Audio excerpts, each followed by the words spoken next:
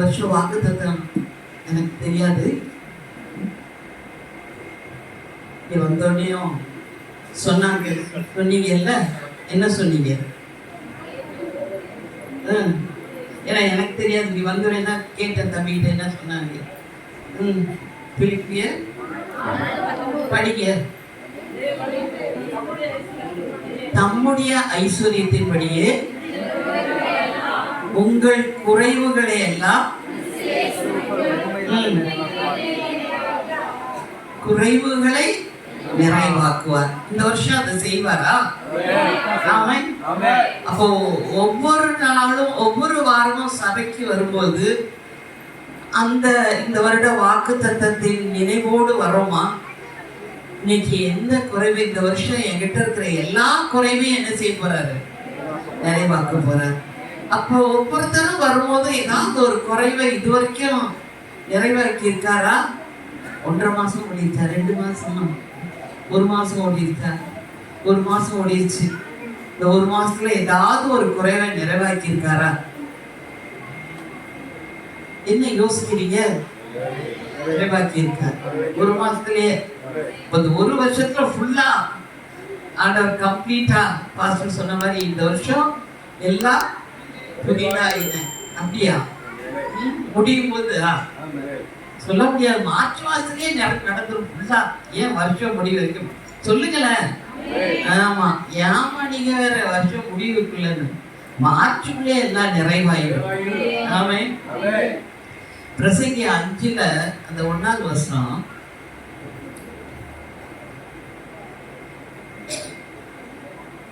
என்ன சொல்லுது? நீ தேவாலயத்துக்கு போகும்போது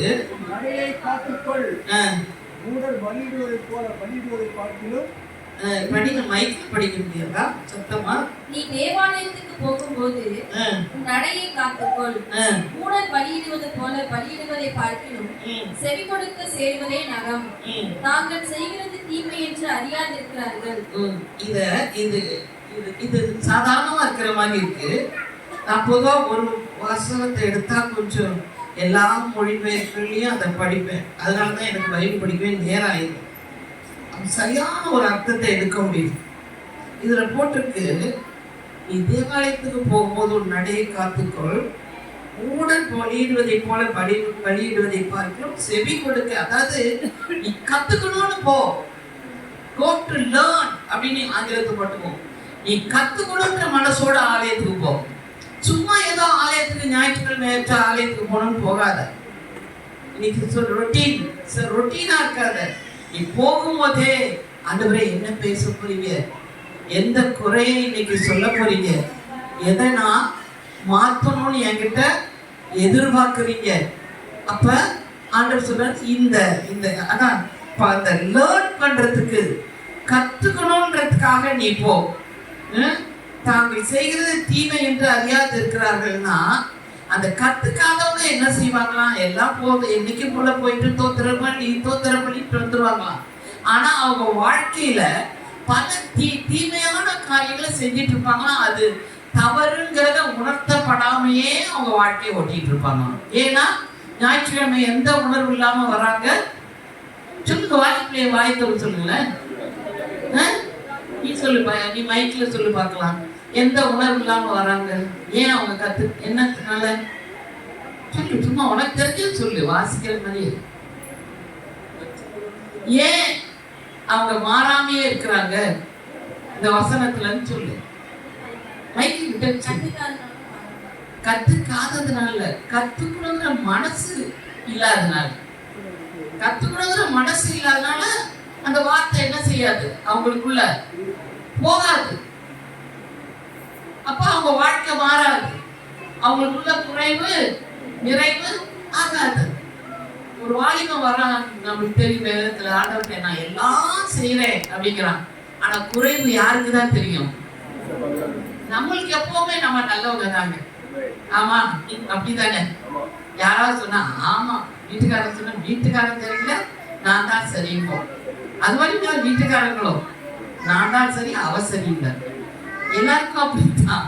அவங்களுக்கு யார் தான் நல்லவங்க? பிள்ளைகளுக்கு அப்பா சொல்றது சரியில்லை, நான் தான் நல்லது, நான் செய்தது சரி. அதுதான் அவங்க அந்த குறையை எப்படின்னு கண்டுபிடிக்கிறது ஆண்டவர் தான். உனக்கு ஒரு குறை இருக்கு அப்படின்னு போய் சொத்தெல்லாம் வித்து ஏழை கொண்டுட்டோடனே அவன் துக்கம் ஆயிட்டான். ஓ, நமக்கு கூட குறை இருக்கா? ஆண்டவர் சொல்றாரு, அவன் துக்கமா போயிட்டான். அவன் என்ன செய்யணும்னு என்கிட்ட கத்துக்க வரல, எனக்கு கத்துக்கணுங்கிற என்ன செய்யணும்ப்பா என்னால முடியலையே அப்படின்னு வந்திருந்தா நான் சொல்லி அதை எப்படி அவனுக்கு ஒரு பலத்தை கொடுத்து அவனை அதை செய்ய வச்சிருப்பேன். ஆனா அவன் துக்க முகமா என்ன செஞ்சிட்டான்? துக்க முகமாய் சும்மா என் வாயை பார்த்தாலும் விட மாட்டேன். ஏன்னா இவ்வளவு நேரம் ஆயிடுச்சு, பாவம் டயர்டு தான், ஆனாலும் விட மாட்டேன். நான் ஒரு டீச்சர், அதனால பார்த்துக்கிட்டே இருப்பேன். எந்த மூஞ்சி சரியா கவனிக்கிறேன் அந்த மூஞ்சி தான் கேள்வி கேட்பேன். தெரியுதா? ஃப்ளோரா பார்த்து இல்லை காந்தி ஒய்ஃபா, உங்களையே தான் பார்த்துட்டு இருக்கேன், என்னன்னு தெரியல, கேள்வி கேட்டாலும் கேட்பேன். என்னன்னு தெரியலப்பா, உங்க பக்கத்துல போயிட்டு இருக்கு, ஜாக்கிரதை. அதனால அப்ப கேட்பாங்க, அப்ப எல்லாம் சீசன் கேட்பாங்க, என்னப்பா பரலோக ராஜ்யத்துக்கு போக முடியாதாமே, பணக்காரங்க எல்லாம் போக முடியாதா, ஏழைக்கு தான் போக முடியுமா? நான் அதை சொல்லலப்பா, அவன் என்கிட்டயே வரல, கத்துக்கணுங்கிற மனசு இல்லை, அவன் திருப்தியா இருக்கான், நான் நல்லவன் திருப்தியா இருக்கான், அதனால அவனால வர முடியாது. அப்ப என்னதான் செய்யணும்? அப்ப சொல்வாரு, மனுஷராலே கூடாது. அந்த அதிகாரத்தை வீட்டுல போய் படிச்சு பாருங்க, மனுஷராலே கூடாதுதான், ஆனால் தேவனாலே எல்லாம் கூடும். குறைவை நிறைவாக்க கிறிஸ்து இயேசுவுக்குள் எல்லாத்தையும் நிறைவாக்க யாரால கூடும்? தேவனால கூடும். கடைசி பேச்சு, ஜாக்கிரதை. சாரி, நானே சொல்லல, கடைசி ரோல இருக்கிறவங்க சொல்ல. அது என்ன குறைன்றத லேர்ன் பண்ணும்படியாய் ஆலயத்துக்கு போங்க. இப்ப ஜெபம் பண்ணேன், எனக்கு இந்த ப்ராமிஸ்லாம் தெரியாது. நான் நைட்டு உட்காந்து ராத்திரி நானு அவங்களும் படுக்கும் போது ராத்திரி 1 மணி 1:15 இருக்கும், 1:15 ஆயிடுச்சு, 1:15 தான். நான் ஒரு ரூம்ல பைபிள் வாசிச்சு உங்களுக்காக ஜெபம் பண்ணிட்டு இருந்தேன். அவங்க ஒரு பக்கம், அவங்க பாவம் நேற்று தூத்துக்குடி போயிட்டு வந்தாங்க, ஊழியை செஞ்சுட்டு 1:15க்கும் 2 பேரும் படுக்கும்போது, அப்ப நான் நேற்று எழுதி வச்சிருந்த செய்தி வேற. காலம்பரை ஏர்லி மார்னிங் எந்திரிச்சு 4:35 எந்திரிச்சு போய் உட்காந்து ஜெபம் பண்ணா அப்படியே உள்டாவா செய்தியை மாத்திட்டாரு. என்ன நேற்று ஈஸியா டக்கு டக்குன்னு வந்துடலான்னு பார்த்தா காலம்பரை ஒரு செய்தி கொடுக்குறேன்னா அவர் சொன்னாங்க, ஒரு குறை உண்டு. என்னதான் குறை ஆண்டவரே அப்படின்னா அது சொல்வாரு, எத்தனையோ பேர் உட்கார்ந்துருக்காங்க, ஆனா அவர்கள் மனதில் இளைப்பாறுதல் இல்லை. ஆமென். எங்கேயோ மனசு கலக்கமா இருக்கு, பல பிரச்சனை மண்டையில ஓடிட்டு இருக்கு. ஆத்மாவில மண்டைன ஆத்மா தான், பல பிரச்சனைகள் எங்கேயோ உங்களுக்குள்ள என்ன செய்யுது. ஆனா நல்ல பிள்ளைங்க மண்டையில பிரச்சனை ஓடுறதுனால கெட்ட பிள்ளைங்களா? அது இல்லை. அவர் சொல்ல, என் பிள்ளைங்களாம் அருமையான பிள்ளைங்க, நல்ல பிள்ளைங்க, ஆனா மண்டையில ஏதோ பிரச்சனை ஒவ்வொருத்தருக்கும் ஓடிட்டு இருக்கப்பா. அந்த பிரச்சனைய அதை எடுத்து போட்டு இன்னைக்கு ஒரு இளைப்பாறுதலை நான் தருவேன்.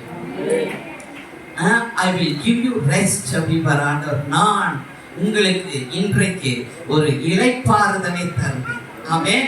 அதனால தான் அவர் சொல்வாரு, வருத்தப்பட்டு பாரம் சுமக்கிறவர்களே என்னிடத்தில் வாருங்கள், நான் உங்களுக்கு இளைப்பாறு. ஏன்னா அவன் போயிட்டானா நிம்மதியா இருந்திருப்பான்னு நினைக்கிறீங்களா? யாராவது அவன் போயிட்டானே, சொத்தெல்லாம் வித்து ஏழை கொடுன்னு போயிட்டானே, நிம்மதியா இருந்திருப்பானா?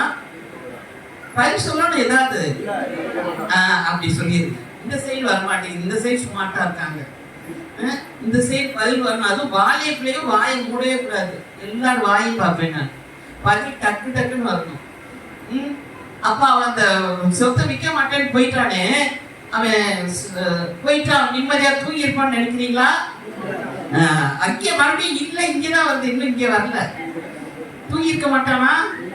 என்ன நினைச்சிருப்பான்?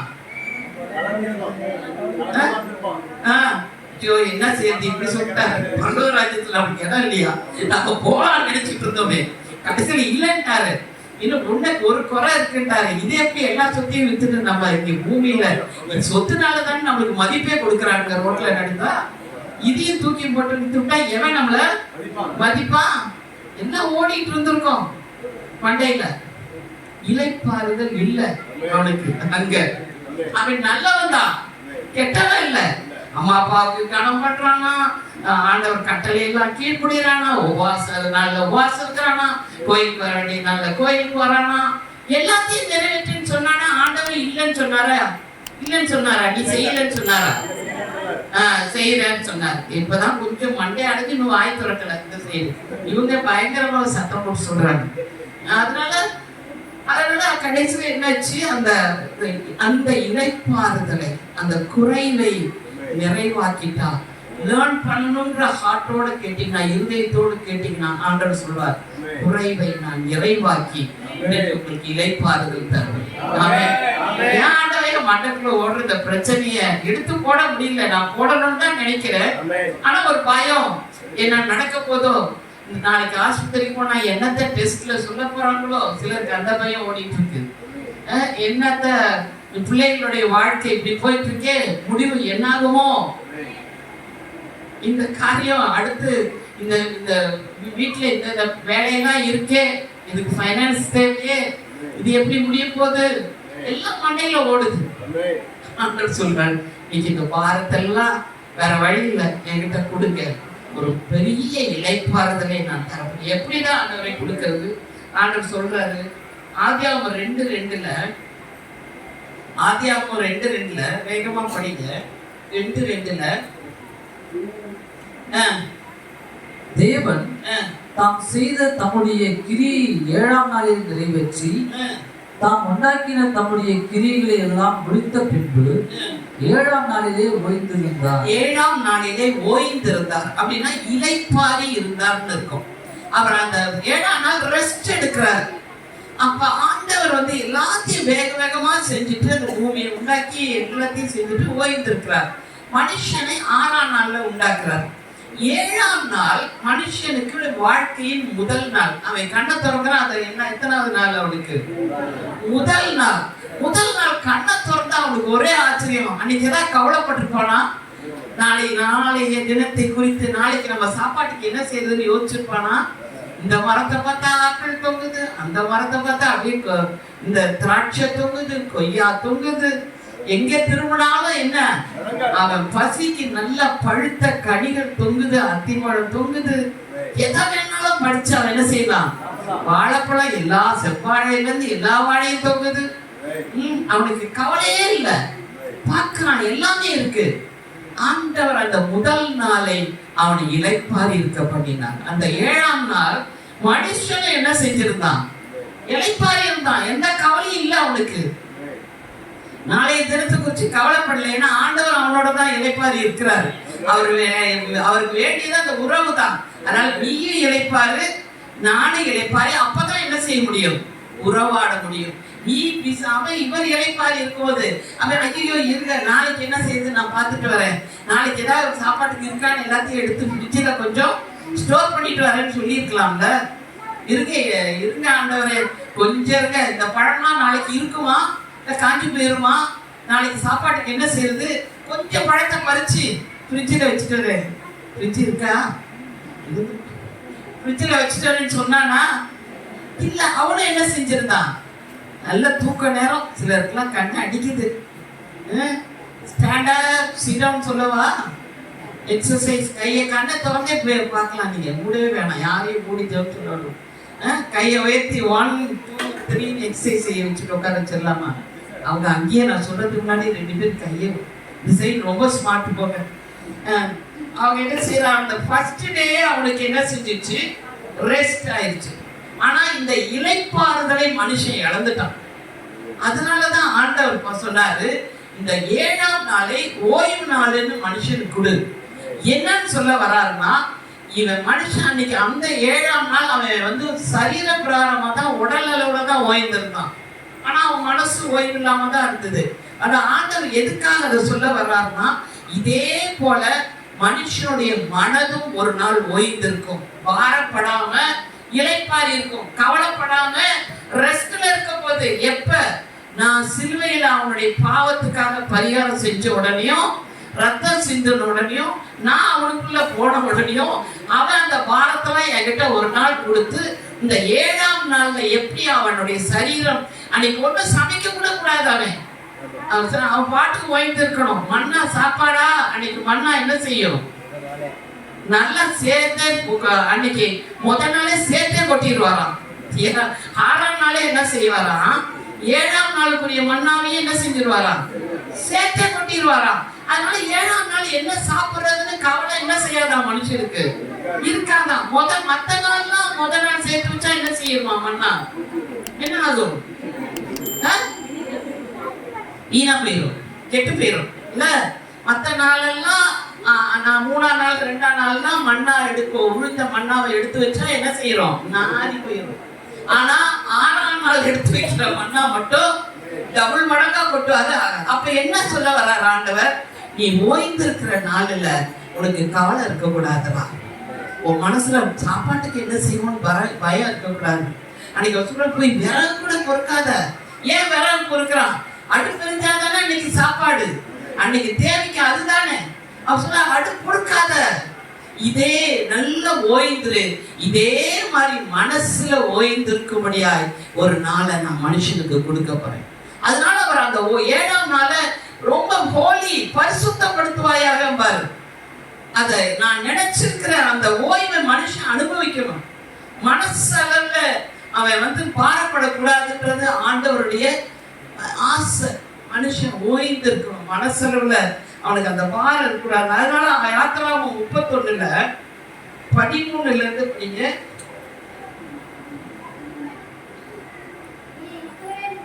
13ல இருந்து 17 வரைக்கும்.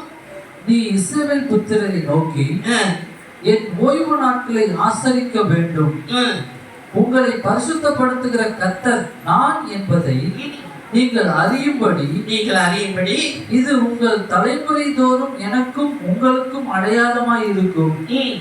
ஆகையால் ஓய்வு நாளை ஆசரிப்பீர்களாக. ஓய்வு நாளை ஆசரிப்பீர்கள். அவர் என்ன சொல்ல வர்றார், அன்னைக்கு சரீரத்துல கண்டிப்பா ஓய்ந்துருன்னு சொன்ன மாதிரி, இன்னைக்கு வருத்தப்பட்டு பாரம் சுமக்கிறவர்களே சுமக்காதீங்க, ஓய்ந்துரு. அதே இது இன்னைக்கு மனதளவுல ஆத்மாவில நம்மளுக்கு அந்த பாரம் வரக்கூடாதுன்னு ஆண்டவர் எதிர்பார்க்கிறார். ஆனா அவர் சொல்றாரு, என் பிள்ளைங்க நல்ல பிள்ளைங்க தான், ஆனா நிறைய பாரத்தை தூக்கி சுமந்துட்டு இருக்கிறாங்க, இலைப்பாறுதல்ல அவங்க இல்லையே அப்படின்ற ஒரு வேதனையை இன்னைக்கு காலமுறை ஜெபிக்கும் பொழுது நான் உணர்ந்தேன். என் பிள்ளைங்க நல்ல பிள்ளைங்க, என் மேல நேசமா இருக்கிறாங்க, ஆனா பாரத்தை சுமந்து கொண்டு நிற்கிறாங்க. ஒவ்வொரு பிள்ளையோட மனசு திறந்து பார்த்தா அவ்வளவு பாரம் இருக்கு. ஆண்டவர் சொல்றாரு, இன்னைக்கு ஒரு இலைப்பாறுதலை நான் கொடுக்க போறேன். ஆமே, படிங்க. முடிஞ்சிருச்சா? 17 வரைக்கும் படிச்சிட்டியா?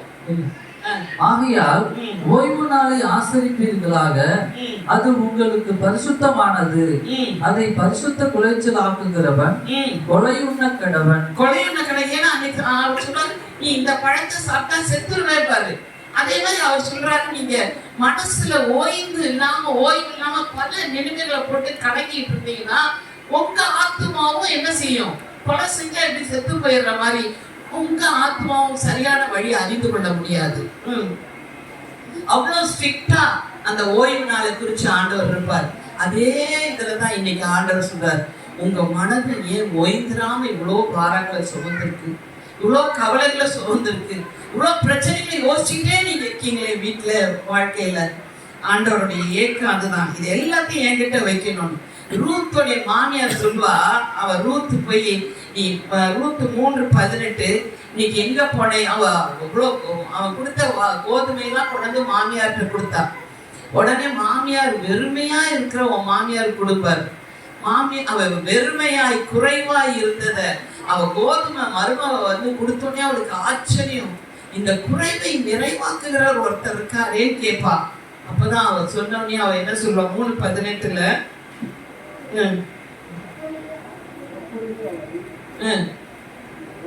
சீக்கிரம். அப்பொழுது அவள், என் மகளே, இந்த காரியம் என்னமாய் முடியும் என்று நீ அறிய மட்டும் பொறுத்துரு, நீ இளைப்பாறிரு. நீ மனசை போட்டு குழப்பிக்காத. இந்த காரியம் எப்படி விடும், நிறைய பேர் ஆண்டவரா தான் சொல்றாரு, இந்த காரியம் எப்படி முடியுமோ என்று ஒரு காரியத்தை குறிச்சு கலங்கி இருக்கீங்க. ஆண்டவர் சொல்றாரு, நீ பொறுமையா இரு, நீ இளைப்பாறி இரு. சொல்லு இப்ப முடி. அந்த மனுஷன் இன்றைக்கு இந்த காரியத்தை முடிக்கும் முன், அந்த மனுஷன் ஆண்டவராக இயேசு கிறிஸ்து உன் காரியத்தை முடிக்கும் முன் இளைப்பாற மாட்டான். அவர் வேலை செஞ்சுட்டு பாருங்க, நீயே வேலை செய்யற, நீயே இளைப்பாறுதல் இல்லாம இருக்க. அவர் இளைப்பாறுதல் தருவார், அவர் உனக்காக வேலை செய்வார். மகனே நீ இளைப்பாறிரு. பக்கத்துல ஒரு அடி அடிச்சு சொல்லுங்க பார்க்கலாம். தூங்குனா தூங்காட்டி தூங்குனா கொஞ்சம் வேகமா அடிக்க, தூங்காட்டி கொஞ்சமா. தாவீது சங்கீதம் 116ல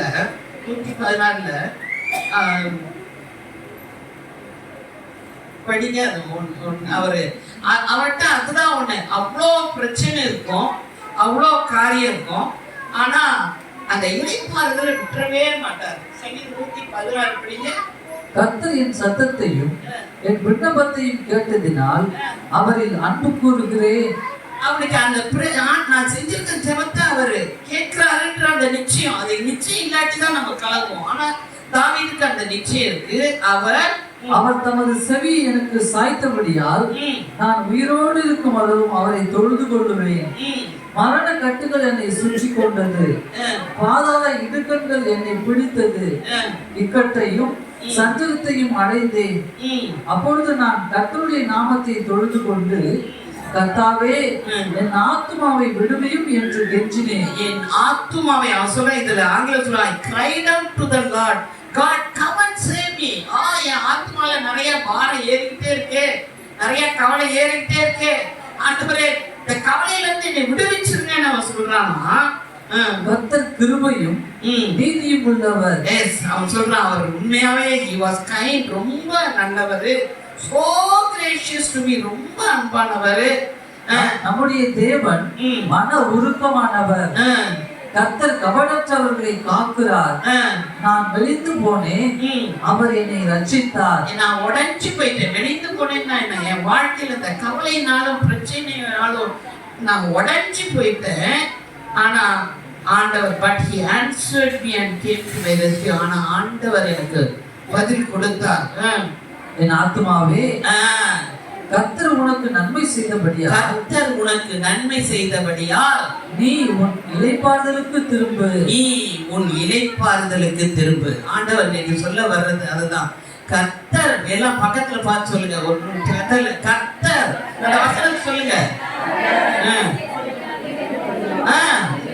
கர்த்தரோட முடிச்சிட்டீங்க, நல்லா சொல்ல கர்த்தர். அதான் நான் சொல்ல மாட்டேன், நீங்க சொல்லுங்க. சொல்ல ஈஸியா சொல்லி மனப்பாட மாட்டீங்க. உனக்கு நன்மை செய்தபடியால் இளைப்பாறுதல் திரும்ப. எவ்வளவு நன்மை செஞ்சிருக்காரு, நீ இளைப்பாறுதல் இல்லாம உட்கார்ந்து இருக்கியே. அந்த 8ல பாருங்க, என் ஆத்மாவை மரணத்துக்கும் என் கண்ணை கண்ணீருக்கும் என் காலை இடர்களுக்கும் தப்புவித்தீர். ஆண்டவர் தப்புவிக்கிறவர். நான் கர்த்தருக்கு முன்பாக ஜீவனுள்ளோர் தேசத்திலே நடப்பேன். ஜீவனுள்ளோர் தேசம்னா சபை. அவர் சொல்றார், நான் தைரியமா சபைக்குள்ள நடப்பேன். ஏன்னா என் ஆண்டவர் நல்லவர், கிருபை உள்ளவர். அவர் அதனால ஆத்துமாவே ஏன் எல்லாத்தையும் போட்டு நினைச்சிட்டு இருக்க, உனக்கு அவர் எப்பவும் நன்மை செய்கிறவர். அதனால நீ இளைப்பாறுதலுக்கு திரும்புங்கிறார். அப்படியே நம்ம எப்பெல்லாம் கலக்கம் வருதோ நம்ம ஆத்துமாவை பார்த்து பேசணுங்க. ஆத்துமாவே நம்ம மண்டையை பார்த்து பேசணும். ஏன் இப்படி நினைக்கிற, உனக்கு எப்போ ஒரு நன்மை செய்யறவர் தானே. நீ உன் இளைப்பாறுதலுக்கு திரும்பும். இளைப்பாறுதலை மட்டும் விட்டுறாத. இளைப்பாறுதலை குறிச்சு அந்த 7ஆம் நாளை குறிச்சு எவ்வளவு எழுதி வச்சிருக்கிறார். அந்த 7ஆம் நாள் ஓய்வை இன்றைக்கு ஆவியில ஆத்துமாவில அனுபவிக்கபடியா ஆண்டவர் எதிர்பார்க்கிறார். அன்னைக்கு சரீரத்துல அவன் ஓய்ந்து இல்லைன்னா அவ்வளவுதான். இன்னைக்கு ஆண்டவர் சொல்றாரு, நீ ஆத்துமாவில ஓய்ந்து இல்லைன்னாலும் ஒண்ணும் செய்ய முடியாது வாழ்க்கையில. அன்னைக்கு எவ்வளவு ஸ்ட்ரிக்டா இருந்தார் ஆசாரி. வேதப்பார பரிசேயர்லாம் குற்றப்படுத்தினது எதனால? இயேசுவ எதுக்காக குற்றப்படுத்துறாங்க? தம்பிமார் சொல்லுங்க பார்க்கலாம், எதுக்காக குற்றப்படுத்துறாங்க? யார் பையன்?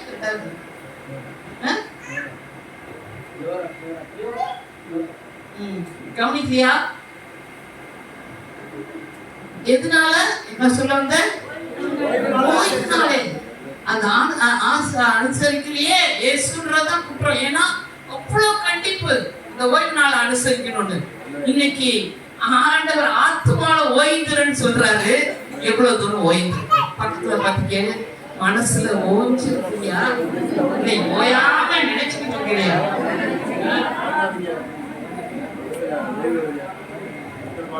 அந்த ஆமா கர்த்தர் நன்மை செய்தபடியா புலம்பல்ல எரேமியா, அந்த புலம்பல்ல எரேமியா புலம்பல்ல 5:5 படிங்க. 1 படிங்க. அது 1 அது எப்ப எழுதப்பட்டது? 1 எரேமியாவின் புலம்பல். பைபிள் கரெக்டாக இவ்வளவு நேரம்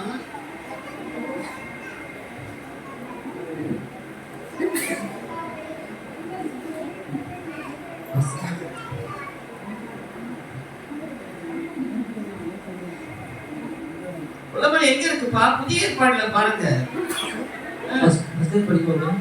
படிப்போம். ஐயோ இல்ல படி. ஐயோ ஜனம் பெருத்த நகரி. இது வந்து இத பத்தி எருசலேமை பத்தி சொல்றாரு. 3 படி. 3வது வசனம். யூதா ஜனங்கள் உபத்திரப்படவும், அந்த சிறைப்பட்டு போயிருக்காங்க பாபிலோனுக்கு. அப்ப சொல்றாரு யூதா ஜனங்கள் உபத்திரப்படவும், கொடுமையான அடிமை வேலை செய்யவும் சிறைப்பட்டு போனார்கள். அவர் பிரஜாதிகளுக்குள்ளே தங்குகிறார், இளைப்பாறுதல் அடையாது. அதனால அந்த ஜனத்துக்கு இளைப்பாறுதல் இல்லையா? அவளை துன்பப்படுத்துகிற யாவரும் அவளை இடுக்கமான இடங்களிலே தொடர்ந்து பிடித்தார்கள். அவ்வளவு கஷ்டம் அவளுக்கு. 7வது வசனம் படிப்பா.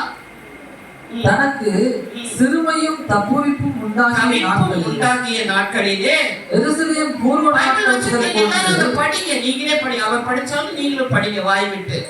எருசலேம் பூர்வ நாட்கள் முதற்கொண்டு தனக்கு உண்டாயிருந்த இன்பமானவைகளை எல்லாம் நினைக்கிறாள்.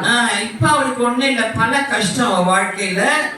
அவளுக்கு உதவி செய்வார் இல்லாமல் அவளுடைய ஜனங்கள் சத்துருவின் கையிலே விழுகையில் பகைஞர் அவளை பார்த்து அவளுடைய ஓய்வு நாட்களை குறித்து பரியாசம் பண்ணினார்கள். பரியாசம் பண்றாங்க. ரொம்ப ஓய்ந்திருக்க பண்ணார். ஓய்ந்திருந்தீங்கல்ல உங்க நாட்டுல எருசலேம்ல, நல்லா அந்த 7ஆம் நாள் ஓய்வுன்னு உட்கார்ந்து இருந்தீங்கல்ல. இங்க என்ன இல்ல உங்களுக்கு? அடிமைப்பட்டிருக்கிற தேசத்துல என்ன இல்ல? ஓய்வு இல்ல, இளைப்பாறுதல் இல்ல. கஷ்டப்படுறாங்க. அவன் கிண்டல் பண்றான். இப்ப யாரெல்லாம் மனசுல கவலையும் பாரத்தையும் சுமந்துட்டு இளைப்பாறுதல் இல்லாம இருக்கோமோ அவனுக்கு கொண்டாட்டாங்க. அவன் கேலி பண்ணுவான். இப்படிதான் கவலைப்பட்டுட்டே இருக்கு, மண்டையில பாரத்தை சுமந்துட்டே இருக்கு. என்னமா முடியுமோ, என்ன நடக்குமோ, இப்படியே கவலைப்படு. அப்பதான் அவனுக்கு கொண்டாட்டம். ஓய்வு நாளை குறித்து அவன் பரியாசம் பண்றான். ஆண்டவர் உனக்கு வருத்தப்பட்டு பாரம் சுமக்கிறவர்களே என்னிடத்தில் வாருங்கள், இளைப்பாறுதல் தருவேன்னாரே. உனக்கு எங்கப்பா இளைப்பாறுதல்? ஒரு நாள் நிம்மதியா படுக்க முடியுதா? படுத்தா மண்டையில இதானே ஓடுது, இந்த பிரச்சனை தானே ஓடுது. வாழ்க்கையின் ஆதாரமே இல்லாம நான் எதிர்காலத்தில் குடும்பத்தை எப்படி நடத்த போறேன்னு சிலருக்கு ஓடுது. எந்த வேலையை எடுத்தாலும் சரியில்லாம போது என்ன செய்யறது அப்படின்னு சிலருக்கு ஓடுது. சொல்றாரு இந்த இளைப்பாறுதல் இல்லாம இருக்கிறாங்க அந்த எருசலேம் குமாருக்கு. அப்ப அந்த 5ஆம் அதிகாரம் புலம்பல் 5 கொடுப்பா அந்த குச்சியை என்கிட்ட. பெரியவங்களே அடிச்சுக்கலாம். வேற நினைச்சுமா 5 நல்லா அடிக்கிறதுல சந்தோஷம் உனக்கு. அது இந்த பிள்ளைங்க தான் மாட்டினாங்க என்கிட்ட. நான் சந்தோஷமா கொடுப்பேன்னு நினைக்கிறேன். 5 படிப்பாங்க. அவள் சத்துருக்கள் தலைமையானார்கள். அவள் பகையில புலம்பல் 5 வாரம் சுமந்து எங்கள் கழுத்து நோகிறது, நாங்கள் உழைக்கிறோம், எங்களுக்கு இளைப்பாறுதல் இல்லை. அந்த அடிமை தேசத்துல அந்த எருசலேம் ஜனங்க சொல்றாங்க நாங்க உழைக்கிறோம், ஆனா எங்களுக்கு ஒரு இளைப்பாறு, மனசுல ஒரு இளைப்பாறுதல் இல்லை. அன்னைக்கு அவங்க சொல்றாங்க சரீரத்துல இளைப்பாறுதல் இல்ல, ஆனா ஆண்டவர் சொல்றாங்க இன்னைக்கு மனதுல இளைப்பாறுதல் இல்ல என் ஜனங்களுக்கு. அப்ப அந்த 19-19 படி அதுலயே 5:19 கர்த்தாவே கர்த்தாவே, நீர் என்றென்றைக்கும் இருக்கிறீர். உம்முடைய சிங்காசனம் தலைமுறை தலைமுறையாக நிலைத்திருக்கும். ஐயோ, நாங்க அதை மறந்து போயிட்டோம் ஆண்டவரே. நாங்க கஷ்டப்படுறோம், ஆனா உங்க சிங்காசனத்தை பார்க்க மறந்துட்டோம். அது அப்படியே சிங்காசனத்துல வீற்றிருக்கிற தேவன் நீர். இந்த 21 படிங்க. கர்த்தாவே, எங்களை உம்மிடத்தில் திருப்பிக் கொள்ளும். எங்களை உம்மிடத்தில் திருப்பிக் கொள்ளும். அப்பொழுது திரும்புவோம். பூர்வ காலத்தில் இருந்தது போல எங்கள் நாட்களை புதியவைகளாகவும், எங்கள் நாட்களை புதியவைகளாக, இளைப்பாறுகிற நாட்களாக மாற்றும். அப்படியே எழுந்து நின்று ஒரு ஜெபம் பண்ணி உட்காருவோமா? ஏன்னா உண்மையா உணர்ந்தீங்கன்னா இன்னைக்கு கேளுங்க, ஆண்டவரே எங்க மனசுல ஒரு இளைப்பாறுதல் இல்லப்பா. நாங்க உங்க பிள்ளைகளை நீங்க நேசிக்கிறீங்க, அதை அறிந்திருக்கிறோம் அப்பா. ஆனா அந்த தாவீதுக்கு அந்த பழைய ஏற்பாட்டுல இருந்தது போல ஒரு நல்ல மனநிலை எங்களுக்கு கொடுங்க ஆண்டவரே. அவ்வளோ பிரச்சனை வந்தாலும் ஆத்துவம் பார்த்து சொல்றானே, இவ்வளோ பிரச்சனை இருக்கலாம், ஆண்டவர் கிருபை உள்ளவரும் அன்புள்ளவரும் இரக்கம் உள்ளவரும் கர்த்தர் எனக்கு நன்மை செஞ்சிருக்கிறாரு. அதனால ஆத்துமாவே உன் இளைப்பாறுதலுக்கு திரும்பன்னு சொல்லுகிறது போல இன்றைக்கு நாங்கள் எங்க ஆத்துமாக்கு சொல்றோம் சொல்வீங்களா? இன்றைக்கு நாங்கள் எங்க ஆத்துமாக்கு சொல்றோம், ஆத்துமாவே உன் இளைப்பாறுதலுக்கு நீ திரும்ப. ஆமே, உட்கார்ந்து கொள்ளுங்க. அப்படியே 1 நாளாகமம் 22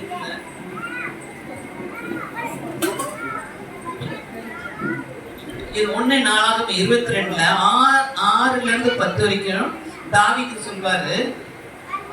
அவன் தன் குமாரனாகிய சாலமோனை அழைத்து இஸ்ரவேலின் தேவனாகிய கர்த்தருக்கு ஆலயத்தை கட்டுகிறதற்காக அவனுக்கு கட்டளை கொடுத்து சாலமோனை நோக்கி, என் குமாரனே, சாலமோன் சொல்றாரு ஆலயம் கட்டணும். ஆனா தாவீது என்ன செய்யல? கட்டினாரா தாவீது? இல்ல. அவர் அப்ப சாலமோனை கூப்பிட்டு அவர் சொல்றாரு, என் குமாரனே, நான் என் தேவனாகிய கர்த்தரின் நாமத்திற்கு ஒரு ஆலயத்தை கட்ட இருதயத்தில் நினைச்சிருந்தேன். ஆனாலும் கர்த்தருடைய வார்த்தை எனக்கு உண்டாகி, நீ திரளான ரத்தத்தை சிந்தி பெரிய யுத்தங்களை பண்ணினாய். நீ என் நாமத்திற்கு ஆலயத்தை கட்ட வேண்டாம்.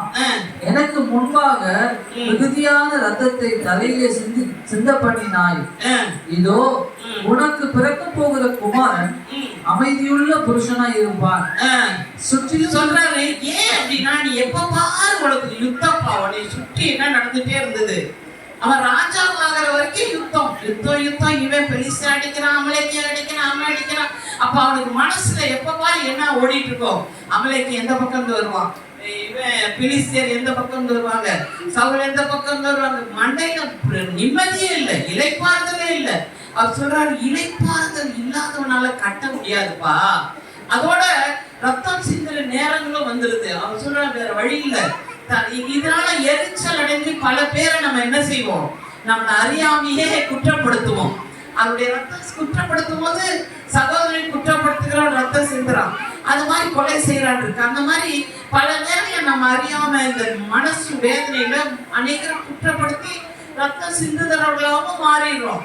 அதனால தாவீது அவ்வளோ ஆலயத்துக்குரிய அவ்வளோ ஜாமான்களை அவன் சேகரிச்சான்.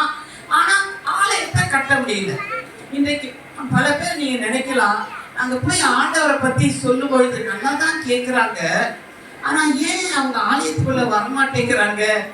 அவர் சொல்றாரு, நீ தாவீது மாதிரி மண்டையில இவ்வளோ பிரச்சனையை வச்சுட்டு இருந்தா, கல்ல சேகரிச்ச, ரைட்டு, ஆலயத்தை கட்டுறதுக்குரிய கல்ல சேகரிச்ச, ஆனா கல்ல வச்சு ஆலயத்துக்குள்ள என்ன செய்ய முடியல?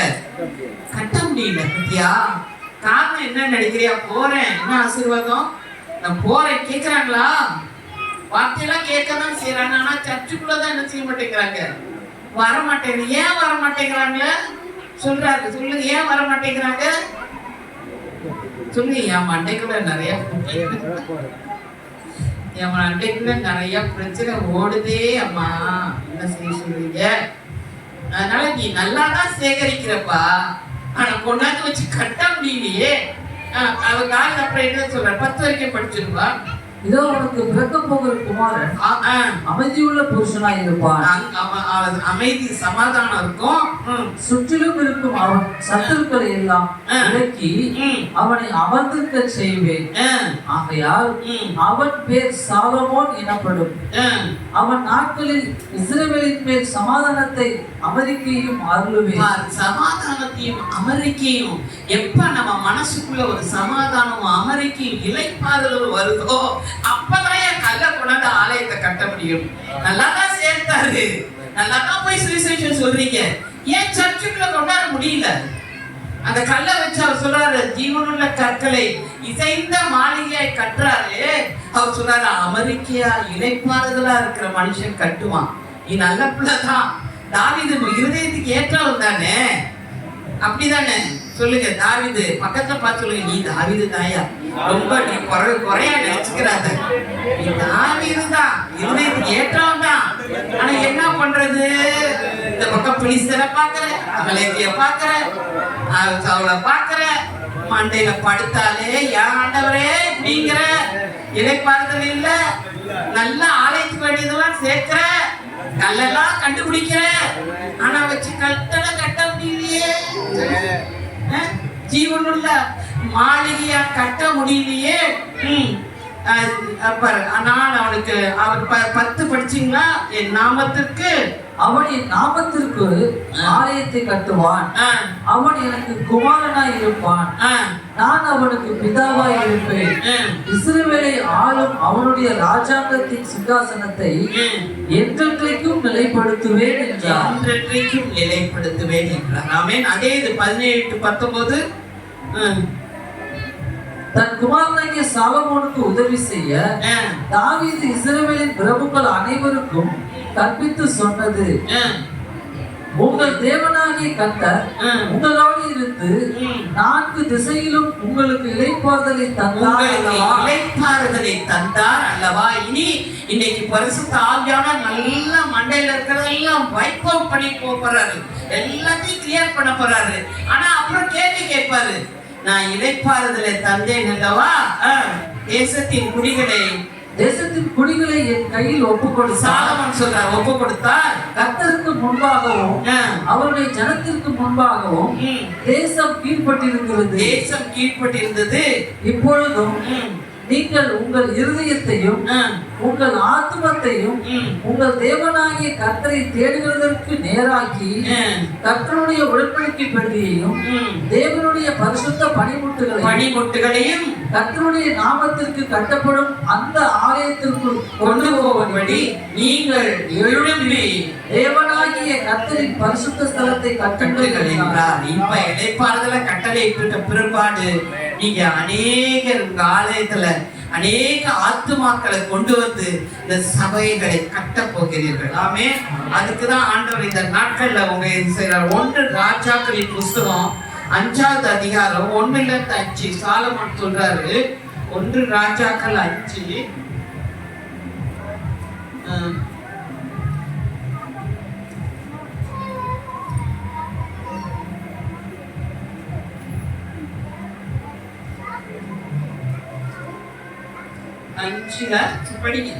சாலமோனை அவனுடைய பிதாவின் ஸ்தானத்தில் ராஜாவாக அபிஷேகம் பண்ணினார்கள். தீருவின் ராஜாவாகிய ஈராம் கேள்விப்பட்டு தன் ஊழியக்காரை அவனிடத்தில் ராஜா சாலமோன் ராஜாவாயிட்டாருன்னே ஈராம் ராஜாவுக்கு கேள்விப்படுறாரு. உடனே அவர் என்ன செய்யறாரு, தான் வேலைக்காரர்களை எல்லாம் ஊழியக்காரை அவனிடத்தில் அனுப்பி, ஈராம் தாவீதுக்கு சகல நாளும் சிநேகிதனாய் இருந்தான். அப்பொழுது சாலமோன் ஈராமிடத்தில் ஆட்களை அனுப்பி, என் தகப்பனாகிய தாவீதின் சத்துருக்களை கர்த்தர் அவருடைய பாதங்களுக்கு கீழ்ப்படுத்தி விடுமளவும் அவர்கள் தம்மை சுற்றிலும் செய்கிற யுத்தத்தினால் அவர் தம்முடைய தேவனாகிய கர்த்தருடைய நாமத்திற்கு ஆலயத்தை கட்ட அவருக்கு கூடாதிருந்தது என்று நீர் அறிந்து ஏன் ஆலயம் கட்ட முடியாம இருந்துதான்? அவரை சுத்தி என்னதான் இங்க சத்தம், இங்க அவரை சுத்தி என்னதான் நடந்துச்சு? யுத்தம் நடந்துச்சா? அதனால அவருக்கு கட்ட முடியல. யுத்தம் நடந்தா இளைப்பாய் படுத்து தூங்க முடியுமா? அது மாதிரி ஆண்டவர் சொல்றாரு. அதான் இவங்க ஜாய்ஸ் வேர் எப்ப பாரு அவங்க புஸ்தகம் என்ன பேட்டில்ஃபீல்ட் இன் த மைண்ட், மனதுல ஒரு யுத்த போர்க்களமா. ஜாய்ஸ்பியர் புக்கு படிச்சிருக்கீங்களா? நிறைய அதை தான் எழுதுவாங்க அவங்க. மனதுல ஒரு போர்க்களம். அதான் தாவீது ஏன் கட்டளைங்கிறத அவங்க மகன் சொல்றாரு. ஏன் எங்க அப்பா கட்டளைன்னா, அவர் என்ன செஞ்சாரு, சுற்றிலும் யுத்தமா இருந்தது. படிங்க. ஆனாலும் இப்பொழுதோ, 4வது வசனம், ஆனாலும் இப்பொழுதோ என் தேவனாகிய கர்த்தர் எங்கும் எனக்கு இளைப்பாறுதலை தந்தார். இளைப்பாறுதலை தந்தார். படிங்க, வாயிட்டு எல்லாரும் படிங்க. இளைப்பாறுதலை தந்தார். விரோதியும் இல்லை, விரோதியும் இல்லை, இடையூறும் இல்லை, இடையூறும் இல்லை.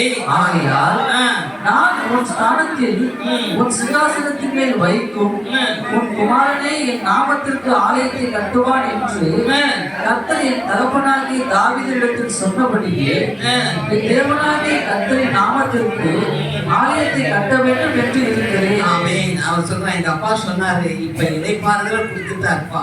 என் காலத்துல யுத்தமா இருந்தது, என் மனசுலயும் இளைப்பாறுதல் இல்ல, அதனால என்னால ஆலயத்தை கட்ட முடியல.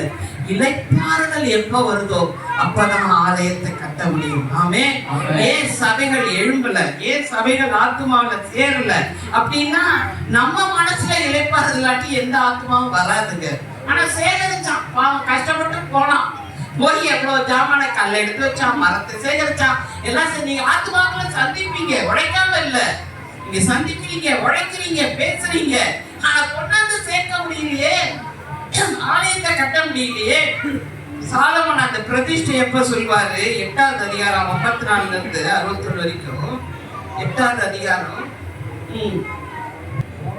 சாலமோன் கர்த்தரை நோக்கி இந்த ஜெபத்தையும் வேண்டுதலையும் எல்லாம் செய்து முடித்த பின்பு அவன் கர்த்தருடைய பலிபீடத்திற்கு முன்பாக தன் கைகளை வானத்திற்கு நேராக விரித்து, இப்ப கட்ட ஆலய கட்டி முடிச்சாச்சு, அவன் வானத்துக்கு நேராக தன் கைகளை விரித்து முழங்கால். ஆலய கட்டின பிற்பாடு சாலமன் செய்யறது நின்று கொண்டு முழங்கால் படித்திருந்ததை விட்டு எழுந்து நின்று கொண்டு இஸ்ரவேல் சபையை எல்லாம் ஆசீர்வதித்து உரத்த சத்தத்தோட சொன்னது, தாம் வாக்குத்தத்தம் பண்ணினபடி எல்லாம் தம்முடைய ஜனமாகிய இஸ்ரவேலுக்கு இளைப்பாறுதலை அருளின கர்த்தருக்கு ஸ்தோத்திரம். முதல்ல என்ன சொல்றா? என் ஜனத்துக்கு இளைப்பாறுதலை அருளின கர்த்தருக்கு ஸ்தோத்திரம். அந்த இளைப்பாறுதல் இருந்ததுனாலதான் இன்னைக்கு நான் என்ன செஞ்சிருக்கேன், ஆலயத்தை கட்டி இருக்கிறேன். அந்த இளைப்பாறுதல் இல்லைன்னா நான் கட்டி இருக்க முடியாது. யுத்த மனுஷன் கட்ட முடியாது, மனதுல போராட்டத்தை வச்சு கொண்டிருக்க கட்ட முடியாது. ஆண்டவர் சொல்றாரு, நீங்க எல்லாம் நல்ல பிள்ளைங்கப்பா, நல்லா போறீங்கப்பா, நல்லா சொல்றீங்கப்பா, அவன் சொல்ற மாதிரி எல்லாத்தையும் செய்றீங்கப்பா, ஆனா ஒன்னே ஒண்ணுப்பா, உன் மனசுல ஒரே யுத்தம், ஒரே போராட்டம் ஓடிட்டு இருப்பான். அந்த குறைவை இன்றைக்கு கிறிஸ்துவுக்குள் கர்த்தர் நிறைவாக்குவார். ஆமென். அந்த ஆசீர்வாதம் பின்னாடி போய் படிச்சுக்கோங்க, ஏகப்பட்ட ஆசீர்வாதம் இருக்கும். அதே மாதிரி யாக்கோபு எடுத்துக்கிட்டீங்கன்னா, ஆதியாகமம் 28ல யாக்கோபு அம்மா அப்பா எல்லாம் விரட்டி, அப்பாவை போச்சுட்டு அம்மாவும் அண்ணன் ஏசா கொல்ல போறான்னு பயந்துட்டு ஒடியாடுறான்.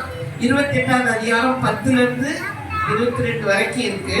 யாக்கோபு பேசலால் விட்டு புறப்பட்டு ஆரானுக்கு போக பிரயாணம் பண்ணி ஒரு இடத்திலே வந்து சூரியன் அஸ்தமித்தபடியினால் அங்கே ராத்தங்கி அவ்விடத்து கற்களில் ஒன்றை எடுத்து தன் தலையின் கீழ் வைத்து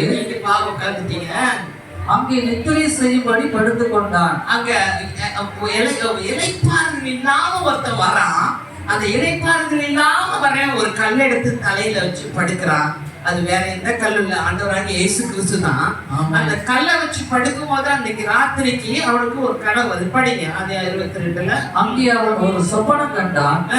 இதோ ஒரு ஏணி பூமியில வைக்கப்பட்டிருந்தது, அதில் நொடி வானத்தை எட்டியிருந்தது, அதிலே தேவதூதர் ஏறுகிறவர்களும் இறங்குகிறவர்களுமாய் இருந்தார்கள். அப்ப அவனுக்கு முதல்ல ஒரு நிச்சயத்தை கொடுக்கிறாரு.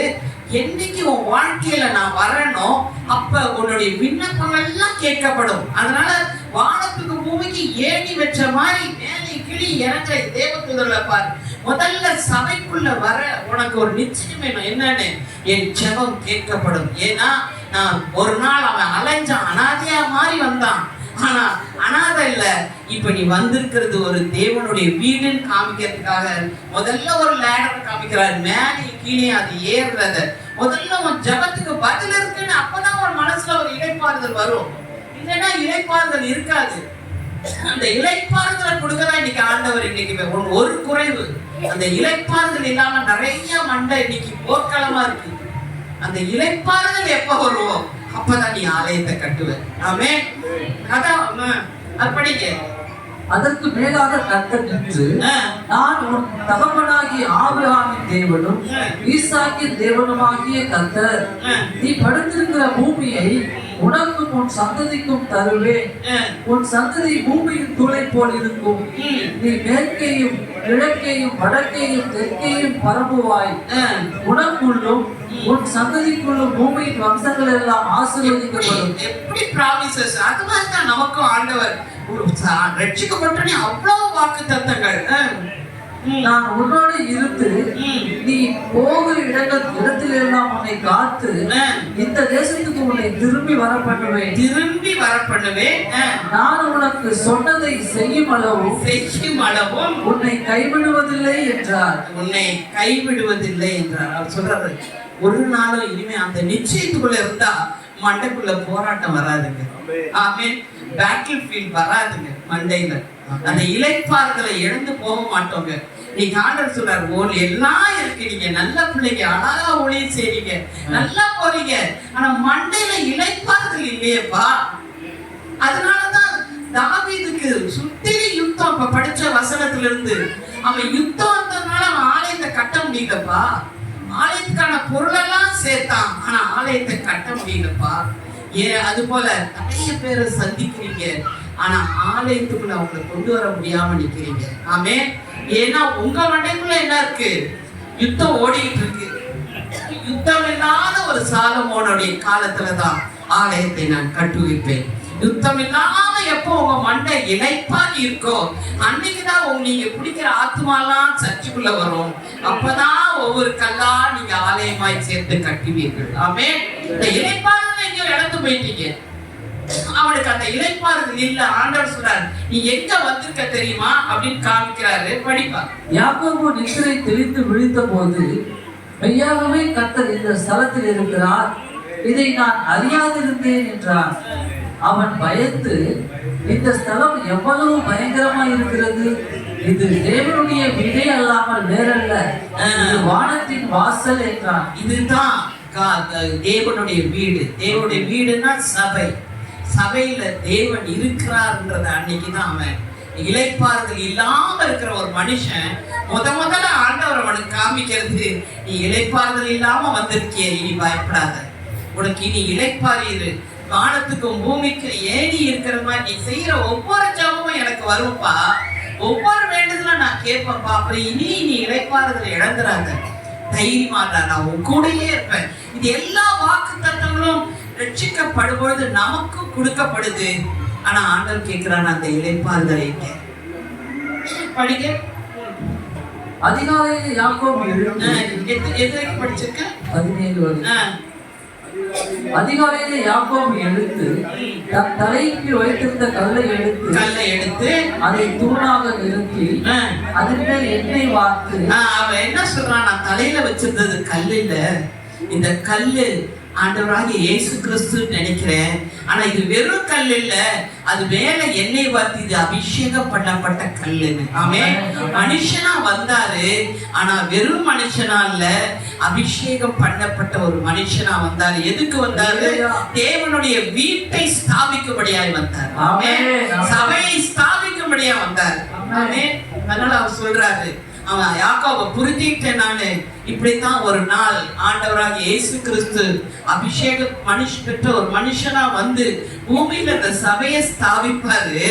அப்ப நான் இளைப்பாறி இருக்கலாம். இதுவரைக்கும் இளைப்பாறுதல் இல்லாம இருந்தேன், ஆனா இனி நான் இளைப்பாறி இருக்கலாம். ஏன்னா என் ஜபம்லாம் எங்க போகுது?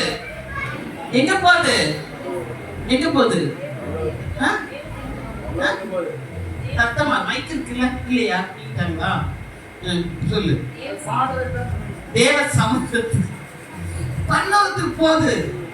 பக்கத்துல அடிச்சு சொல்லுங்க, எப்ப பாரு புலம்புற, கவலைப்படுற, மனசுல இளைப்பாறுதல் இல்ல. நான் உன் ஜெபம்ல என்ன கீழேயா போகுது, ஏணி வச்சு மேல தேவதூர்ல ஏறி ஏறி ஓடிட்டு இருக்காங்க. அத பார்க்க தெரியல, இளைப்பாறுதல் இல்லாம இருக்க. மனசுல இவ்வளோ எங்க அவன் தாவீது எந்த பக்கம் பிலிஸ்தர் வருவான், எந்த பக்கம் அமலேக்கியா வருவான், அவன் பார்த்த மாதிரி இந்த பிரச்சனை எப்படி வரப்போகுது, அந்த பிரச்சனை அதே மனசுல பார்த்துட்டு இருந்தா நீ எங்க ஆலயத்தை கட்ட போற? இளைப்பாறுதல் இல்லாத மனுஷன் ஆலயத்தை கட்ட முடியாது. அப்ப அந்த அவர் சொல்றாரு, அதே இது திரும்பி வருவார் அவரு.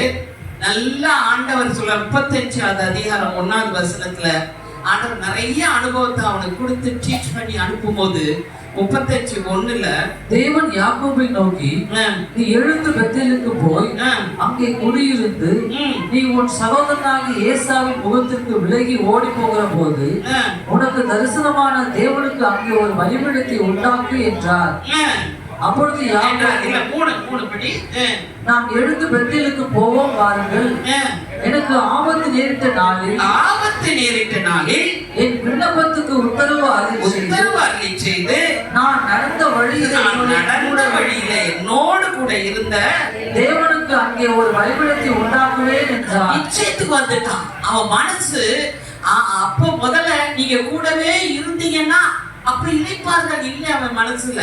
அந்த இளைப்பாறுதல் இல்லாதவங்க அந்த அவனுக்கு சந்தேகம், டவுட், என்ன நடக்குமோ, இந்த பிரச்சனை எப்படி போகுமோ, இந்த எதிர்காலம் எப்படி இருக்குமோ, இந்த வியாதி வந்துருச்சு, இது எதுல கொண்டு விடுமோ, எல்லாம் மனசுல ஓடுறது. இளைப்பாறுதல் இல்லை. அப்ப இளைப்பாறுதல் இல்லாதப்ப ஆண்டவர் அவனுக்கு காமிக்கிறார், ஏய் இனி வந்திருக்கிறது தேவனுடைய திருச்சபைடா. இந்த திருச்சபையில ஒரு ஏணி மாதிரி இருக்கு. நீ சொல்கிற எல்லா விண்ணப்பம் அந்த நிச்சயத்துக்குள்ள நீ வா, உன்னுடைய விண்ணப்பத்துக்கு பதில் உண்டு. அப்ப அவன் சொல்றான், அடுத்து 6-7 படிப்பா. யாக்கோபும் அவருடைய கூட இருந்த எல்லா ஜனங்களும் கானான் தேசத்தில் உள்ள பெத்தேல் என்னும் லூசுக்கு வந்தார்கள். அங்கே அவன் ஒரு பலிபீடத்தை கட்டி தன் சகோதரனுடைய முகத்துக்கு தப்பி ஓடின போது அங்கே தனக்கு தேவன் தரிசனமானபடியால் அந்த ஸ்தலத்திற்கு ஏல் பெத்தேல் என்று பெயரிட்டார். தேவனுடைய திருச்சபையில தேவன் இருக்கிறார் அப்படிங்கிறத அவன் நிச்சயித்துக் கொண்டான். பக்கத்துல அடிச்சு சொல்லுங்க, நீ இருக்கிறது தேவனுடைய திருச்சபை. இது உயிருள்ள தேவன் வாழ்கிற இடம். உன் விண்ணப்பங்களுக்கு அவர் பதில் கொடுக்கிற இடம். மனதுல இளைப்பாறுதல் இல்லாம இருக்காத. உன்னிடத்துல ஒரு குறை உண்டுன மாதிரி எல்லாம் நல்ல பிள்ளைங்க தான். இந்த ஒரு குறைவை நீ நிறைவாக்கினா ஆலயம் வேகமாய் கட்டப்பட்டு எழும்ப போகுது. ஆமே, வரப்போகிற நாட்களில் ஆண்டவர் வேகமா எழுப்ப போறார் தேவ ஆலயத்தை. அநேக ஆத்துமாக்கள் நீங்க சொல்லி சொல்லி வச்சு கல்லா அங்கங்க ஜீவனுள்ள கல்லா விட்டு வச்சிருக்கீங்கல்ல. தாவீது சேகரிச்சுதான் வச்சிருக்கீங்க.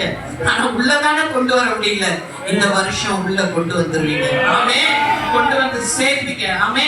அப்ப அவன் சொல்றான் 35:14 பாருங்க. அப்பொழுது யாக்கோபு தன்னோட அவர் பேசின ஸ்தலத்திலே ஒரு கற்றோடை நிறுத்தி அதன் மேல் பான பலியை ஊற்றி எண்ணெயையும் வார்த்தான். முதல்ல கல்லு மேல எண்ணெயை தான் ஊத்துனா, இப்ப எதையும் ஊத்துறான்? பான பலியில திராட்சை ரசத்தையும் வைனியும் ஊத்துறான். அந்த பான பலிங்கிறது என்னன்னா திராட்சை ரசமும் எண்ணெயும் தான் ட்ரிங்க் ஆஃபரிங் போட்டிருக்கு ஆங்கிலத்துல. ரெண்டுத்தையும் ஊத்துறான். அப்ப அவன் முதல்ல இது ஆண்டவராக இயேசு கிறிஸ்து இருக்கிற அபிஷேகம் பண்ணிட்ட இயேசு இருக்கிற திருச்சபைன்னு அத சொன்னா. இப்ப அவன் சொல்றான், தண்ணீரா இருந்த என் வாழ்க்கையை திராட்சரசமாய் மாற்றினீரே, அந்த வாழ்க்கையையும் உமக்கு ஊற்றுகிறான். அந்த இறைப்பாடுகளுக்குள்ள அவன் வந்தாதாங்க அந்த வாழ்க்கையை ஒப்பு கொடுக்க முடியும். இல்லாட்டி நம்ம வாழ்க்கையில இவ்வளவு பிரச்சனை முழுசா ஒப்பு கொடுக்க முடியாதுங்க.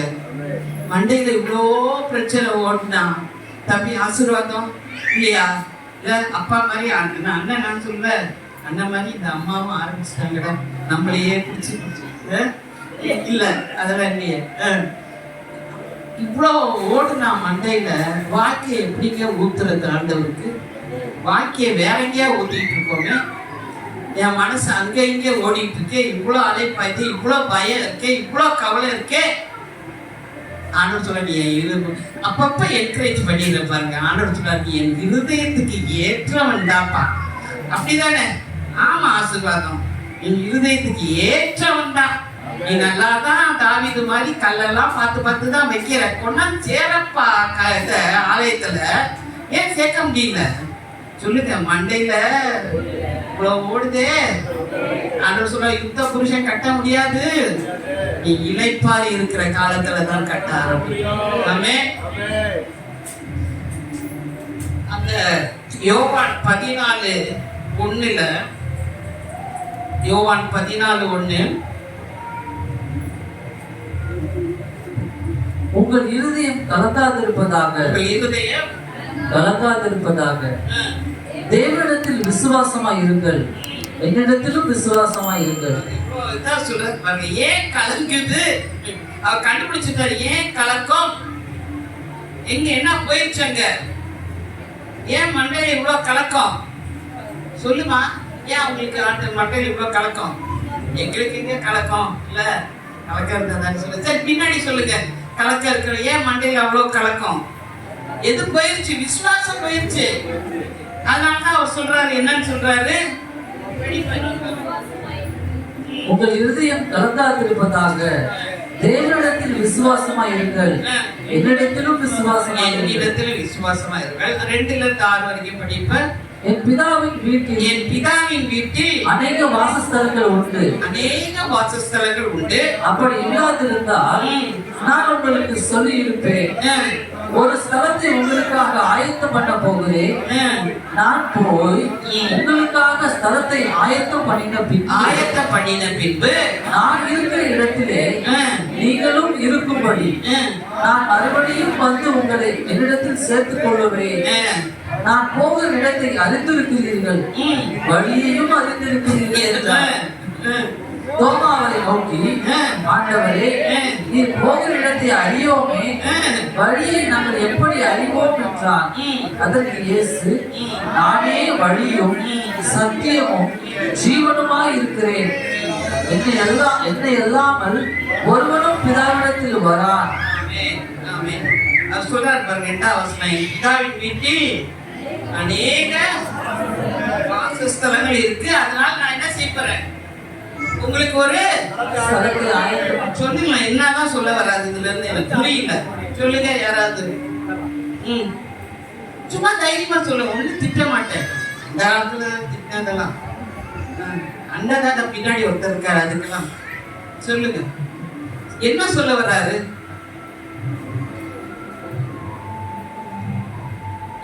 அங்க பைக்ல பாருங்க பாப்பா, நமக்கு என்ன யாரோ சொல்லட்டும்னு உட்கார்ந்து இருக்க, இது நமக்கு சம்பந்தமே இல்லை அப்படின்னு என்ன சொல்ல வர்றாரு? என்ன ஸ்தலத்தை ஆயத்தம் பண்ண வைக்கிறாரு? சும்மா சொல்லுங்க. எங்க போய் ஸ்தலத்தை ஆயத்தம் பண்ண போறாரு? பரலோகத்துல போய் என்னத்தை ஆயத்தம் பண்ண போறாரு? அப்பா, பூமியில எல்லாம் முடிஞ்சு போச்சு, வாப்பா மேல போய் என்ன செய்யலாம்? இளைப்பாறலாம் அப்படிங்கிறாரு. பரலோகத்துல போய் இளைப்பாறாம அதையே இப்ப சொல்ற இளைப்பாற தானே போகிறோம். அவர் சொல்றாரு, யோவான் 2:16 பாருங்க, அப்பா வீடுன்னு சொல்றது எதை? அப்பா வீடுன்னு சொல்றது எதை சொல்றாரு? 2:16 என்ன சொல்றாரு? புறாவிற்கிறவர்களை நோக்கி, இவைகளை இவ்விடத்திலிருந்து எடுத்துக்கொண்டு போங்கள், என் பிதாவின் வீட்டை வியாபார வீடாக்காதீர்கள் என்றார். பிதாவின் வீடுன்னு எதை சொல்றாரு? எருசலேம்லப்பா, சர்ச், தேவாலயத்தை குறித்து சொல்றாரு. இப்ப சொல்லுங்க, பிதாவின் வீடுன்னா எது? இப்ப தைரியமா சொல்லுங்க, பரலோகம் இல்ல, பிதாவின் வீடுன்னா தேவாலயம். இப்ப நான் உட்கார்ந்து இருக்கிற சர்ச்சு. அவர் சொல்றாரு, ஏன்பா கலங்குற? இருதயம் கலங்காத, நம்பிக்கையா இரு. ஏன் நம்பிக்கையா இருன்னு சொல்றேன்னா, இந்த இதுல பாத்தீங்கன்னா 14 2வது வசனத்துல ஆண்டவர் தெளிவா போட்டிருக்காரு. பிலிப்பு அவரை நோக்கி, My father's house has many dwelling places. If it were otherwise, I will tell you plain, because I go to prepare a place for you to rest. நான் எதுக்கு போறேன்னா உங்களுக்கு ஒரு இளைப்பாறுகிற இடத்தை ஆயத்தம் பண்ண போறேங்கிறார். அவர் போறேன்னு சொல்றது வேற எங்கேயும் இல்ல, பரலோகத்துக்கு இல்ல, சிலுவை பாதையை அவர் சொல்லுகிறார். சொல்லுங்க, நான் போறப்பா எதுக்கு போறேன்? சிலுவை பாதைக்கு. யோவான்ல எடுத்து பார்த்தீங்கன்னா அந்த 16ஆம் அதிகாரத்துல கூட சொல்லுவாரு, சீஷர் 16 நினைக்கிறேன், யோவான் 16ல அவர் சொல்வாரு, பேதுரு கிட்ட சொல்வாரு, நான் போறேன். அவர் பல காரியங்களை சொல்லிட்டு தன்னுடைய பாடுகள் பேதுரு 11ல சொல்வார். பேதுரு கிட்ட சொல்வார் பாருங்க, பேதுரு இந்த இது சத்தியம் வந்து சபை கொடுத்த சத்தியம் உனக்கு வெளிப்படுத்தப்பட்டதுன்னு அவனை அப்ரிஷியேட் பண்ணிட்டு அதுக்கப்புறம் அவர் சொல்வாரு,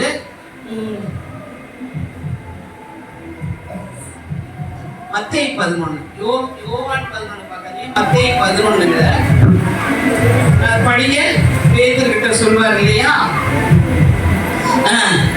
அவர் 25ல சொல்றார், 11:25ல அந்த சமயத்திலே இயேசு சொன்னது, பிதாவே, வானத்துக்கும் பூமிக்கும் ஆண்டவரே, இவைகளை ஞானிகளுக்கும் கல்விமான்களுக்கும் மறைத்து பாலகனுக்கு வெளிப்படுத்தினபடியால் உங்களை ஸ்தோத்தரிக்கிறேன்.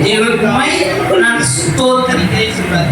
அந்த அவ்வளவு காரியம் சொல்லிட்டு அவர் சொல்லுவாரு, மத்தேயு 16ல அது முதல் 21 வசனத்துல, அது முதல் இயேசு தாம் எருசலேமுக்கு போய் மூப்பராலும் பிரதான ஆசாரியராலும் வேதபாரகராலும் பல பாடுகள் பட்டு கொலையுண்டு 3ஆம் நாளில் எழுந்திருக்க வேண்டும் என்பதை தம்முடைய சீஷர்களுக்கு என்ன பண்ணாரு? சொல்ல தொடங்கினார். உடனே பேதுரு என்ன சொல்லிட்டா, இது உமக்கு பல முறை அவர் சொல்லியிருக்காரு அதை அவன்கிட்ட. இப்பயும் சொல்றாரு, நான் போனாதான் அந்த படிப்ப மறுபடியும் 14வது அதிகாரம் யோவான் 14ல 3 படி 2 படிச்சிட்டோம். எல்லாரும் வாசிக்கணும். அதை என் பிதாவின் வீட்டில் அநேக வாசஸ்தலங்கள் உண்டு. அநேகம் அவர் சொல்றது, நான் என்னுடைய திருச்சபையில அநேகம் அவயவங்களாய் நீங்க போக போறீங்க. அநேகம் அவயவங்கள், என்னுடைய சரீரம், பூமியில ஒரு சரீரம் வரப்போது, தேவனுடைய திருச்சபை நான் கொண்டு வர போறேன். அதுல அநேக வாசஸ்தலங்கள் உண்டு. என் கையா வந்து நீ உட்காந்துக்க போற, என் கண்ணா வந்து நீ உட்காந்துக்க போற, என் காலா வந்து நீ உட்காந்துக்க போற, எல்லாம் என்னுடைய அவயவமா என்ன செய்ய போற? எனக்குள்ள வந்து நீ உட்காந்துக்க போற. சொல்லுங்க, நான் அவர் கிறிஸ்துக்குள்ள நானும், கிறிஸ்து எனக்குள்ள வாழ்கிறது தான் வாழ்க்கை. ஆமென். கிறிஸ்து எனக்குள்ள எப்படி வாழ்றாரோ அது மாதிரி தேவனுடைய திருச்சபை நான் கிறிஸ்துவுக்குள்ள வாழ்கிறேன். அவருடைய சரீரம் தான் எனக்கு வாசஸ்தலங்கள். சொல்லுங்க, அவருடைய சரீரம் தான் எனக்கு வாசஸ்தலம். ஒரு நாள் போய் பரலோகத்துல உட்கார்றது பெரிய அதிசயமா? இளைப்பாறுறது, பூமியில இளைப்பாறுகிறது தான் பெரிய காரணம் தான் அவருக்கு சொல்ல வர்றாரு. நீ பரலோகத்துல இல்ல, பூமியில. அவர் சொல்ற படிப்பா 14ல அப்ப சொல்றாரு, என் பிதாவின் வீட்டில் அநேக வாசஸ்தலங்கள் உண்டு. அப்படி இல்லாதிருந்தால் நான் உங்களுக்கு சொல்லி இருப்பேன். ஒரு ஸ்தலத்தை உங்களை சரீரத்துல ஒரு ஸ்தலத்தை உங்களுக்கு ஆயத்தம் பண்ண போகிறேன். நான் போய் உங்களுக்காக ஸ்தலத்தை ஆயத்தம் பண்ணின பின்பு நான் இருக்கிற இடத்திலே நீங்களும் இருக்கும்படி நான் மறுபடியும் ஆவியானவரா வருவேன், வந்து உங்களை இடத்தில் சேர்த்துக் கொள்வேன்.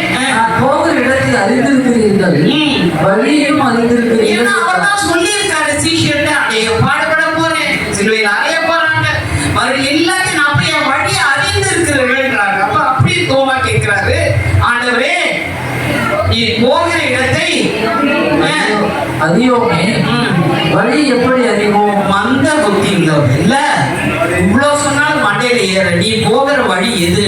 அவர் சொல்றாரு, நான் போகிற வழி இதுதான், நானே வழி.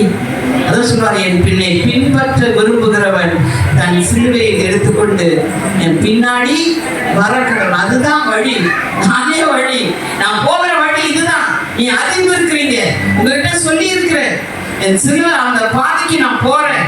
சொல்றாங்க, ஏன் நாங்கள் எப்படி அறிவோம்? அதற்கு இயேசு, நானே வழியும் சத்தியமும் ஜீவனுமாய் இருக்கிறேன் சொல்றாரு. ஆமென். அந்த 35ல அது 14 2 6 வரைக்கும் படிச்சிட்டோமா? ஆமென்.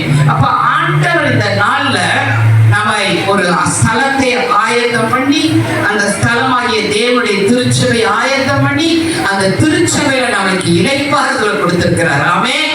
வருத்தப்பட்டு பாரம் சுமக்கிறவர்களே, என்னிடத்தில் வாருங்கள், நான் உங்களுக்கு இளைப்பாறு. அதுதான் 7ஆம் நாள். ஏன் ஓய்வு நாள் அவ்வளோ ஸ்ட்ரிக்டா சொல்றாரு? அந்த ஓய்வு நாள் எப்படி சரீரத்துல மனுஷன் ஓய்ந்திருக்க சொன்னேன், அதே மாதிரி இன்றைக்கு ஆத்மாவில ஓய்ந்திருக்கும்படியாய் நான் என்னுடைய பிள்ளைகளுக்கு நான் சொல்றேன். ஆமென். சரீரத்துல ஓய்ந்திருக்கிறது பெருசு இல்ல, ஆத்மாவில் இளைப்பாறி இருக்கும் பொழுது அவர்கள் தேவனுடைய திருச்சபையை கட்டுவார்கள். ஆமென். 14:28 படிப்பா. யோவான் 14:28. நான் போவேன் என்றும் திரும்பி உங்களிடத்தில் வருவேன் என்றும் நான் உங்களுடனே சொன்னதை கேட்டீர்களே. நீங்கள் என்னில் அன்புள்ளவர்களாய் இருந்தால் பிதாவினிடத்திற்கு போகிறேன் என்று நான் சொன்னதை குறித்து சந்தோஷப்படுவீர்கள். ஏனெனில் என் பிதா என்னிலும் பெரியவராய் இருக்கிறார்.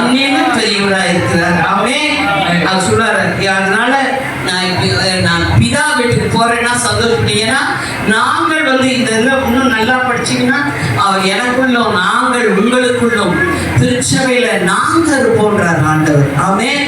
அவருடைய வாசஸ்தலம் இது. ஆமென். தேவனுடைய வாசஸ்தலம். அவர் போய் நான் உங்களுக்கு வாசஸ்தலத்தை பரலோகத்தில் ஆயத்தம் பண்ணல. நம்ம நினைச்சிட்டு இருக்கோம், நல்லா குடிச்சிச்சா பெரிய அரண்மனையா கட்டி வைப்பார் போல மேல. இல்ல, இங்கதான் வீடு கட்டல. என்ன பக்கத்துல பார்த்து சொல்லுங்க, அப்படியே நினைச்சுக்கிட்டு கொஞ்சம் ஊழியம் செஞ்சா கொஞ்சம் குடிசை மாதிரி கட்டி கொடுப்பாரு போல. ஆனா எது கட்டி கொடுத்தா இல்ல, பரலோகத்துக்கு போயிட்டு என்ன செஞ்சிருக்கலாம், ஏதோ இளைப்பாரியாக இருப்பேன்னு சொல்றாரு. அவர் சொல்ற, பூமியில உனக்கு இளைப்பாறுதலை கொடுத்துருக்கேன், இங்க மண்டையில போர்க்களமா வச்சுக்கிட்டு நீ இளைப்பாறுதல் இல்லைங்கிற. ஆமென். உங்கள் இருதயம் கலங்காது இருப்பதாக. ஆமென். என்னிடத்துல விசுவாசமா இருக்கு. அதை ஆரம்பிச்சுட்டு தான் அவர் சொல்றாரு, நான் போய் ஒரு ஸ்தலத்தை ஆயத்தம் பண்றேன்ப்பா, உனக்காக ஒரு திருச்சபையை நான் கட்டுறேன்பான். ஆமென். அதனால கடைசியா பார்க்கணும்னா எபிரேயர் 4ஆவது அதிகாரத்துல 3ல பாத்தீங்கன்னா, அந்த இஸ்ரவேல் ஜனங்கள் எகிப்துல இருந்து வெளியே வந்துடுறாங்க. ஆனா 40 வருஷம் இளைப்பாறுதலே இல்லாம எங்க சுத்துறாங்க? வனாந்தரத்துல சுத்துறாங்க. ஏன் ஆண்டவர் அவங்களுக்கு இளைப்பாறுதலை கொடுக்கலையா? அவர் சொல்லிட்டாரு, நீங்க நேரா வெளியே வந்தோன்னு எங்க போகணும்னு சொன்னாரு, கானானுக்குள்ள பிரவேசிங்கன்னு சொன்னார். ஏன்னா அங்க இளைப்பாறுதல் இருக்கு. எப்ப ரட்சிக்கப்படுறோமோ உடனே அவர் சொல்றாரு, கானான்ங்கிறது வேற எதுவும் இல்ல, ஆண்டவராக இயேசு கிறிஸ்துவை குறிக்கிறது தான் கானான்.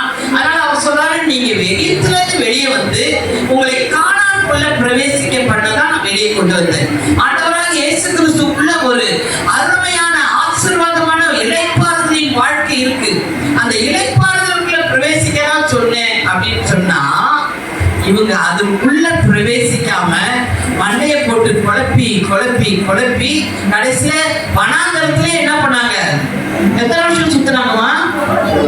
40 வருஷம். கரெக்டா சொன்னீங்களா? ஆனா இந்த 40 வருஷம் அவர் பிள்ளைகளை என்ன செஞ்ச? சாப்பாடு கொடுத்தாரா? ஏதோ ஒண்ணும் விளையாட்டி வானத்துல இருந்தா என்ன செஞ்சாரு? ஐயா பிள்ளைகளை நேசிக்கிறாருங்க. சொல்லுங்க, பக்கத்துல உங்களை ரொம்ப நேசிக்கிறாருங்க. நீங்க என்னதான் வனாந்தரத்துல சுத்தினாலும் கோடிக்கறி இல்லாட்டியும் நெல்லு கிடைக்குது இல்ல, கோடிக்கறி மீன் கிடைக்காட்டி நெல்லாவது கொடுக்குறாருல்ல. கோடிக்கறி மீன் சாப்பிட வேண்டிய ஆளுங்க நீங்க வனாந்தரத்துல சுத்திட்டு எனக்கு கோடிக்கறி இல்ல மீன் இல்லைன்னா அவர் சொல்றாரு, நீ தானே சுத்திட்டு இருக்கிற. ஆனா அவர் பாரு எவ்வளவு நேசிச்சாருன்னா, தன் பிள்ளைங்க ட்ரெஸ் கூட என்ன செய்யலையா, பழசா போலையா. நீ பாக்குற இந்த ட்ரெஸ் அப்பா, இந்த பிள்ளைங்க ட்ரெஸ் எல்லாம் பார்த்தா சும்மா தூள் கிளப்புறாங்க. யாருக்காவது ட்ரெஸ்ல குறை வைக்கிறாரா?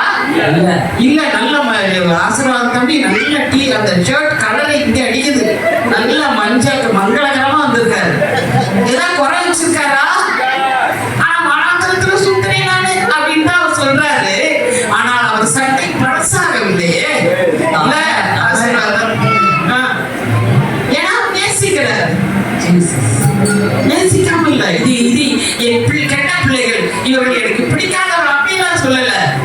நான் தான் நுழைய மாட்டேங்கிறேன்.